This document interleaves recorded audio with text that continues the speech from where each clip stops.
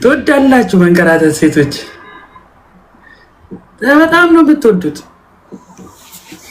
አሁን የነሱ ፍቅር ነው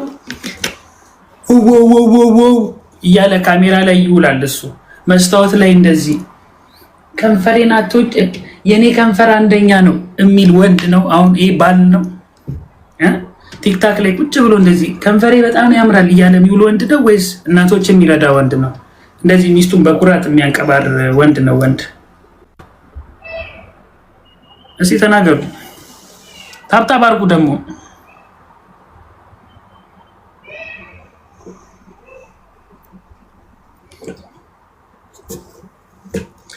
አዶናይ አቴንሽን ሲከር ነው። ስሙን አትጥሩት፣ ስማቸውን አትጥሩ። ስማቸው ምን ያደርግልኛል?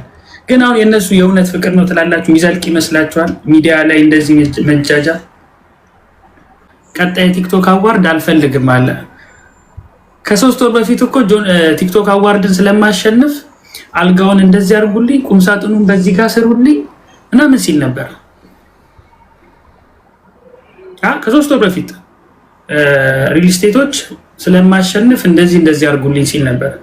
አሁን ነገሮቹን ሲያያቸው እሱ የሆነ ክልል ሲሄድ 300,000 ፎሎ አስገቡኝ ብሎ ይሄዳል። ጆን ዳንኤል እናቶች ዋላ ጠጣችሁ እየመጣው ነው ብሎ ይሄዳል። ከዛ ግራ ገባው። አሁን እንዴት ነው ላሸንፍ ምችለው ብሎ አሰበ።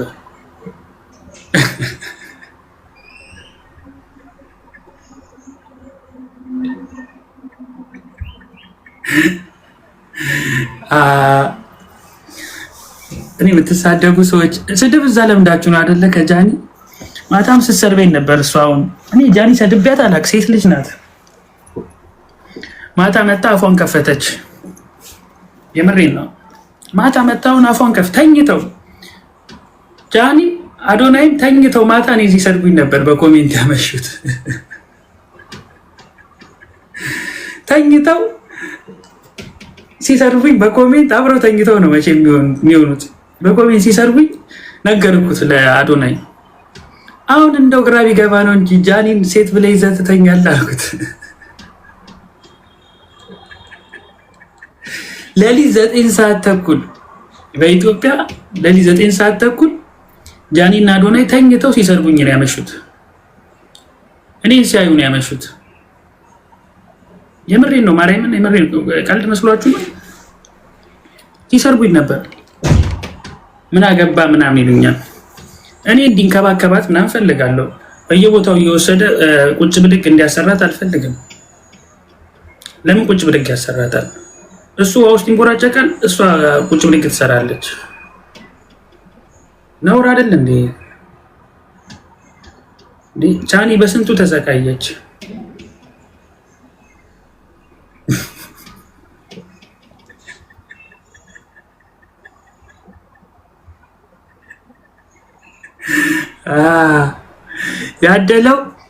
ያደለው እንደዚህ ምናምን አበባ መስላ ያት እስቲ ናዩ ይዋቸው እንዴት እንደሚያምሩ። ቆይ አንዴ አላወራ።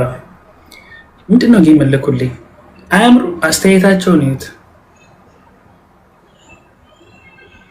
አሁን ጆን ዳንኤል ዛሬ እዚህ ፕሮግራም ላይ ነው።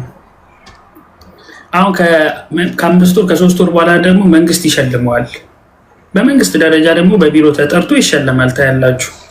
የሚሰራው ስራ ነው። ስራው ፎሎ አርጉኝ ኮፒ ሊንክ አርጉልኝ ብሎ አይደለም እሱ ቪዲዮ የሚሰራው።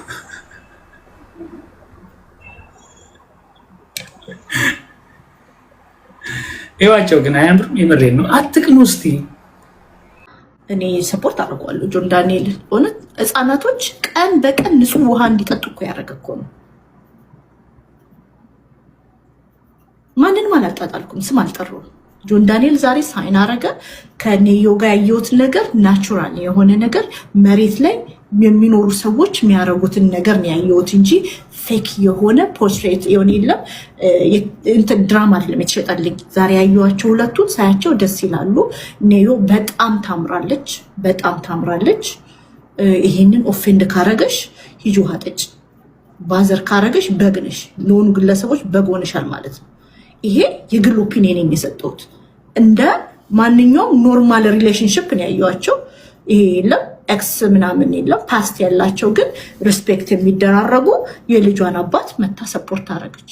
እሷ አጠገቡ በመቆሟ ጆን ዳንኤል ነጠላ ነበር የሚሆነው ብቻውን ቢሆን። በነገራችሁ ላይ ብቻውን ቢሆን ነጠላ ነበር፣ ቅልል ይል ነበር። ግን ልክ ኔዮ አጠገቡ ስትቆም የሆነ ነገር ግጥም አለ። የሆነ ደስ የሚል ነገር አልሆነም።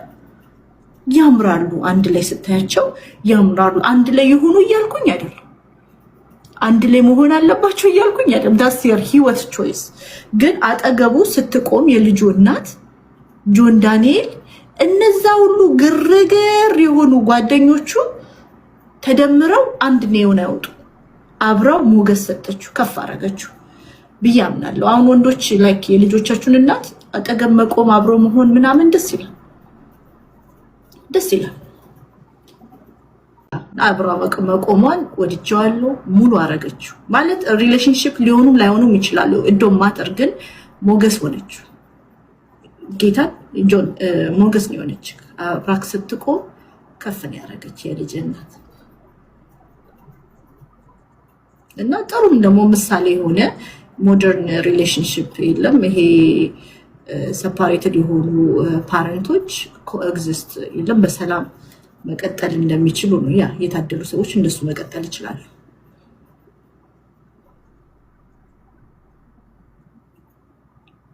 አንድ ላይ ያምራሉ። እንግዲህ እኔ በጣም አምራኛለች፣ እሱም በጣም ሞገስ አገኘ። ወንድ መሰለ፣ ወንድ ነው ገብቷቸው፣ ወንድ የልጅ አባት እንደዚህ ትልቅ ሰው መሰለ።